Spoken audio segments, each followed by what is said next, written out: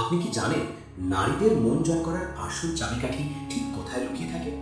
বেশিরভাগ পুরুষ যেভাবে ভাবে বা সিনেমা নাটকে যেভাবে দেখানো হয়, সত্যিটা তার থেকে সম্পূর্ণ আলাদা। নাভি, ঠোঁট বা কোমরের কথা তো সবাই জানে, কিন্তু এগুলো গল্পের শুরু, শেষ নয়। আজ আমি আপনাকে কোনো সাধারণ টিপস দিতে আসিনি। আমি বলবো এমন 4টি গুপ্ত এবং স্পর্শকাতর জায়গার কথা, যেখানে আপনার সঠিক আত্মবিশ্বাসের স্পর্শ পুরো সম্পর্কের সমীকরণটাই বদলে দিতে পারে। এই স্পর্শগুলো শুধু শারীরিক নয়, এগুলো মানসিক। এগুলো এক ধরনের নীরব ভাষা, যা হাজারো শব্দে প্রকাশ করা যায় না, কিন্তু এক মুহূর্তেই সব বলে দেয়। এই 4টি স্পর্শের পর সে আপনাকে আর আগের মতো দেখবে না, বরং আপনার প্রতি তার দৃষ্টিভঙ্গি পুরোপুরি বদলে যাবে। তো সেই গভীর ও গোপন রহস্যগুলো জানার আগে এই যাত্রায় আপনিও সঙ্গী হন। যদি সম্পর্কের এই মনস্তাত্ত্বিক দিকগুলো বুঝতে আপনার ভালো লাগে, তাহলে ভিডিওটিতে এখনই একটি লাইক দিন আর চ্যানেলটি সাবস্ক্রাইব করে রাখুন, কারণ এমন অনেক অজানা কথা এখনো বলা বাকি।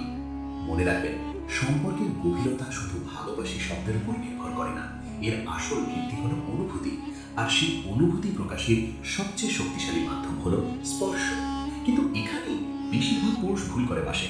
তারা মনে করে স্পর্শ মানে যৌনতা, অথচ সত্যিটা হলো একটি সঠিক স্পর্শ যৌনতার চেয়েও অনেক বেশি শক্তিশালী। এটি আস্থা তৈরি করে, ভরসা যোগায় এবং দুজন মানুষকে মানসিকভাবে এক করে দেয়।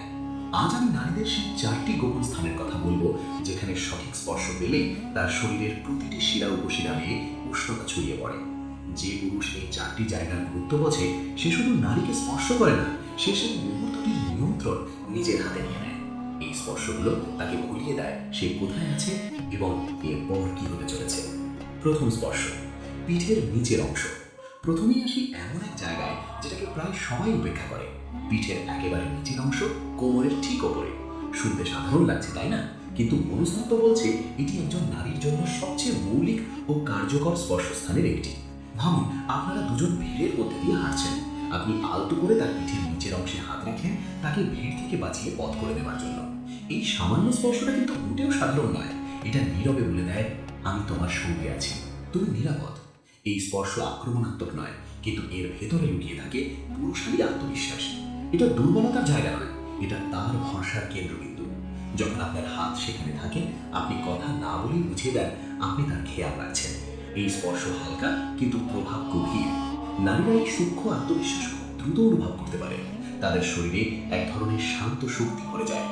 মনে রাখবেন, এই স্পর্শ অধিকার দেখানোর জন্য নয়, বরং আপনার উপস্থিতি জানানোর জন্য। হালকা, স্থির, অটল হাত, কোনো তাড়াহুড়ো নেই, কিছু প্রমাণ করার চেষ্টা নেই। আর যে পুরুষ এই স্থিরতায় স্পর্শ করতে পারে, তাকে নারী সহজে করতে পারে না। দ্বিতীয় স্পর্শ, কোমরের বাঁক।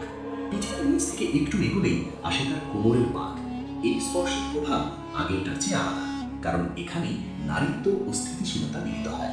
এটা শুধু আমি এখানে আছি বলে না, এটা বলে আমি নেতৃত্ব দিচ্ছি, তুমি আমার সঙ্গে নিরাপদ। দরজা দিয়ে এগোনোর সময় বা আলতো করে কাছে টেনে আনার মুহূর্তে এই স্পর্শ এক অদৃশ্য আকর্ষণ তৈরি করে।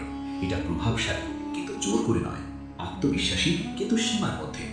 এই স্পর্শ যদি ঠিকভাবে করা যায়, সে আবারও এটা অনুভব করতে চাইবে। তৃতীয় স্পর্শ, কলার বোন বা হাসুলি। এবার আসি এমন এক জায়গায় যেটাকে খুব কম মানুষ গুরুত্ব দেয়, কলার বোন। দেখতে সাধারণ, কিন্তু আবেগের দিক থেকে অত্যন্ত গভীর। এটা এমন একটা জায়গা যেখানে অচেনা মানুষ স্পর্শ করে না। এটা ঘনিষ্ঠতার জন্য সংরক্ষিত। আলতো করে, নম্রভাবে এক মুহূর্তের জন্য স্পর্শ, আর তারপর সরে যাওয়া। এই সংযত ঘনিষ্ঠতাই সবচেয়ে বেশি প্রভাব ফেলে। এটা বলে, আমি তোমাকে দেখছি, কিন্তু আমি সীমা জানি। এই ব্যালেন্সই নারীর মন কেড়ে নেয়। চতুর্থ স্পর্শ, উরুর বাইরের অংশ। সবশেষে আসি সবচেয়ে গভীর স্পর্শে, উরুর বাইরের অংশ। এটা ছেলে মানুষই নয়, এটা পরিণত উপস্থিতির স্পর্শ। কোনো চাপ নেই, কোনো তাড়াহুড়ো নেই, শুধু স্থির উপস্থিতি। এই স্পর্শ সরাসরি শরীরের সঙ্গে কথা বলে, মনকে পাশ কাটিয়ে যায়। নারী তখন নিজেকে এতটাই নিরাপদ অনুভব করে যে সে খুলে যেতে পারে, আবার এতটাই জীবন্ত অনুভব করে যে সে সেই মুহূর্ত ভুলতে পারে না। এই 4টি স্পর্শ তার সুরক্ষার বিমান পেরিয়ে সরাসরি তার আবেগে পৌঁছে যায়। মনে রাখবেন, এগুলো কোনো কৌশল নয়, এগুলো হলো সংযোগের ভাষা।